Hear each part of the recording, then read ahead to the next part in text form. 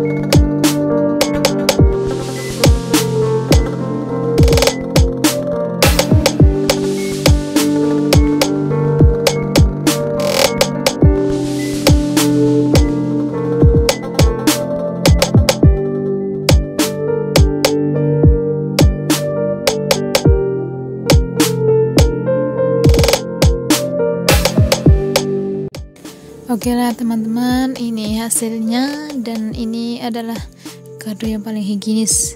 Cukup kita mengeluarkan biaya 50.000 bisa membuat seperti ini. Dengan ini saya ucapkan terima kasih yang sudah mengikuti kami dan saya akhiri. Wassalamualaikum warahmatullahi wabarakatuh.